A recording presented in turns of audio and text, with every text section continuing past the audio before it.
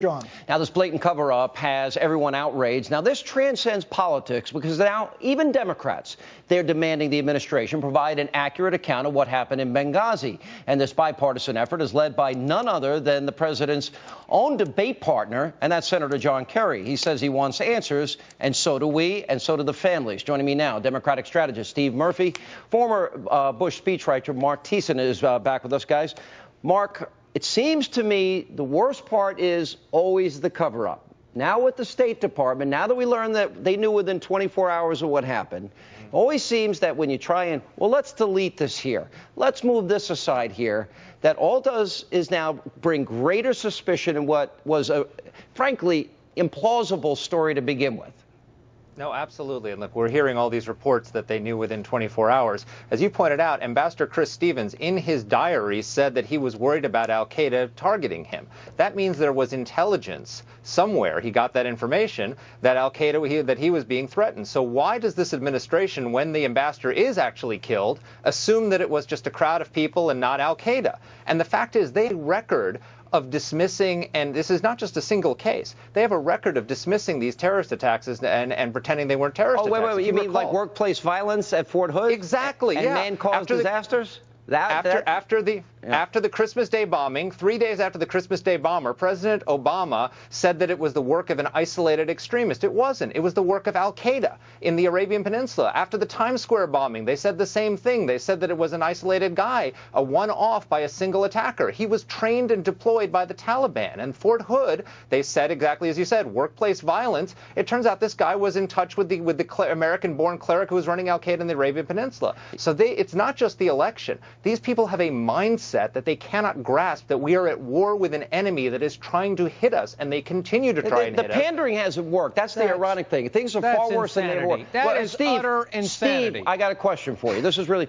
They said to us, the American people, they went out there and they said, this has nothing to do with America, nothing to do with American policies. That's what they said.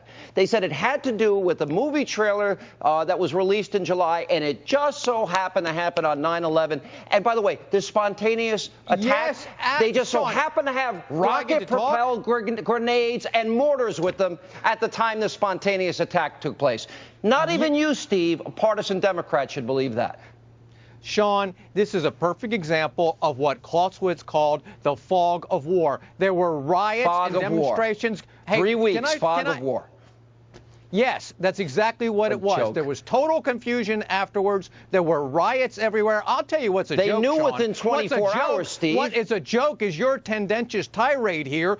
This is a president who has launched 270 drone attacks against why didn't we have in Benghazi? Wait a minute. Mark, why on the anniversary of 9/11, Steve, why on the anniversary of 9/11 did we not beef up security at American embassies? Why did they scrub this from the State Department website? Maybe the Republican budget cuts that took away that security had something to do with that.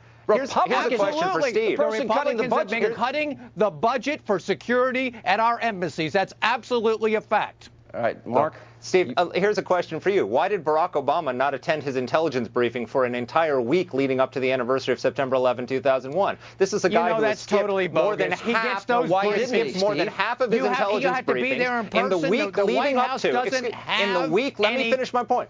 In the week leading up to the attack, he didn't attend his presidential daily brief once. The day after the attack, he canceled it to go to a campaign event. And all of a sudden now, when it's come out to light that he's been skipping, all of a sudden he's attending them again. Maybe what I'd like to see is, what did the presidential daily brief say about the threats to the embassy in Benghazi, to the consulate in Benghazi? Well, you're never going to see that because you're not privy to it, because you don't have that clearance anymore. Well, you know, everybody always points out to the one. But you don't have to be there to get the briefing. You know, they have every other president got briefed every day, Steve. They can watch an attack go on against bin Laden in Pakistan, Steve, you're making an excuse. Get the briefing. Let me tell you, Steve, this is what you're missing.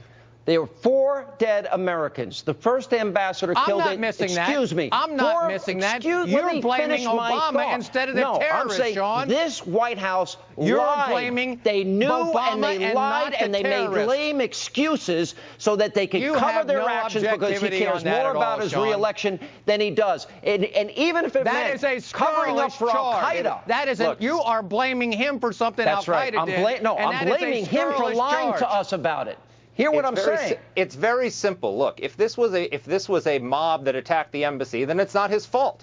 If this was a planned attack on the anniversary of September 11, 2001, and they didn't take precautions to prevent against it, and they let it happen, then they're worried it's going to be their fault, because just before that, 2 weeks before in Charlotte, Obama's fault 2 weeks before that in Charlotte, they were bragging, they were gloating about killing bin Laden. They were saying that Al-Qaeda's decimated, and then a few days later, Al-Qaeda-affiliated terrorists kill our ambassador. All right, guys, That's what they're worried about. You want to talk about blaming America, Mark? That is you. You don't blame Al-Qaeda. No, I don't blame America. I blame Barack Obama. Hey, Steve, thank you. You know what? When my kids get in trouble, they get in more trouble if they lie about what they did. Exactly. And if this president purposefully, and all the evidence now shows, scrubbing the website, making up excuses in spite of the incontrovertible evidence. Yeah, right, John. And even this president this week, please, we're so sorry, he tells the UN for that video, it's disgusting. That's embarrassing. That is beyond embarrassing. And the families of these Americans deserve better. Of these two Navy soldiers. It's disgusting. All right, I got to go. Thank you both. Coming up tonight now.